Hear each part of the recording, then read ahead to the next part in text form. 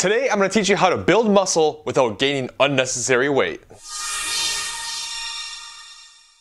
Hey, this is Colin DeWay. If you want to end the yo-yo dieting cycle and create forever results, make sure you subscribe today and click on that bell notification so you don't miss anything. So I was recently asked if reverse dieting was an effective way to build muscle or if you're better off doing a traditional bulk. And I thought, hey, this would be a great video idea.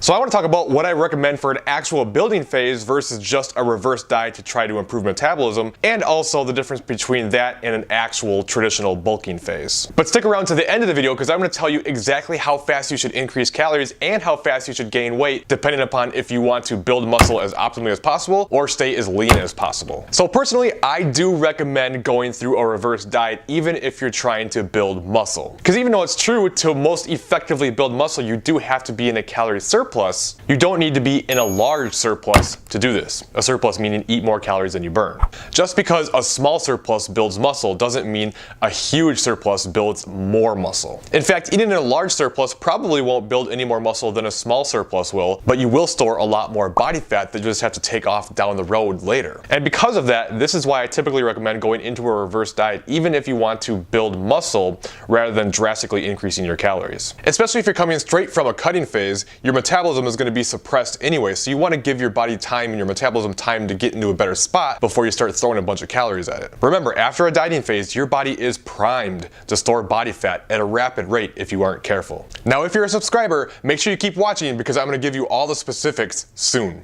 A lot of what determines how we should handle things depends on what your goals are. Do you want to stay as lean as possible, or do you want to effectively build muscle as much as possible? I'm curious, I want to hear from you. What is more important to you, trying to stay as lean as possible or trying to build as much muscle mass as possible? Now, because we know that the metabolism is adaptable, we do want to take our time bringing our calories up and not make too big of a surplus right off the bat so we can give our body time to adjust. The difference is, if you want to stay as lean as possible, then you want to take a slower approach. If you want to build as much muscle as possible, then you're going to take a faster, more aggressive approach. All right, I get it. Let me give you the specifics. I'm going to tell you exactly how I recommend you increase your calories depending on your goals. If you want to stay as lean as possible while you're reverse, you're going to increase your calories about 2 to 4% per week. But if you want to focus more on muscle building, then you're going to increase your calories by about 5 to 8% weekly, just kind of depending on how things are going. If you're gaining a little bit too fast, you just come back to the lower end of the spectrum. If you're not gaining fast enough, then you just pick up the pace a little bit more. For example, if you wanted to stay as lean as possible and you're eating about 1,500 calories per day, at 2 to 4%, that'd be eating an additional 30 to 60 calories daily per week. If you wanted to focus more on muscle building, then at 1,500 calories at 4 to 8%, then you'd be increasing your calories by about 60 to 120 daily per week. It really just depends on how things are going. You might need to take a slower or faster approach based on yourself. Each person is unique, so there's no guidelines that I can say everyone should do exactly this.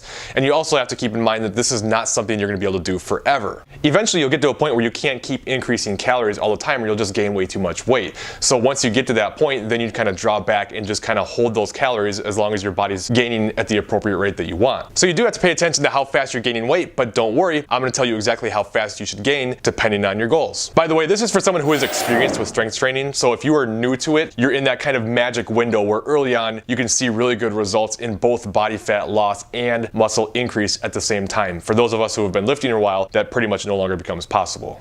Anyway, if you're someone who wants to stay as lean as possible, then when you're going through your reverse, you're going to want to keep your rate of increase in weight between basically maintenance and about 0.2% of your body weight weekly. If you're someone who wants to prioritize building muscle more, then you're going to take a faster approach and you're going to aim for between about 0.2% to 0.5% of your body weight weekly. If you go much faster than 0.5% of your body weight weekly, on average, there's going to be some weeks that are up and down, you're going to be jeopardizing adding a lot more body fat than you need to without really building any more muscle mass. For instance, if you were 180 pounds and you were increasing your weight by 0.2% each week, that'd be an increase of 0.36 pounds. Whereas at 180 pounds at 0.5% of your body weight, that'd be about 0.9 pounds. So as you can see, it's not necessarily that 1 to 2 pounds per week that a lot of people recommend. But of course, it depends on your body weight, your training experience, and a whole slew of factors. So I have to remind you that it's not as cut and dry as just do this. It's a little bit different based on a lot of different factors, but this is a good starting point for most people.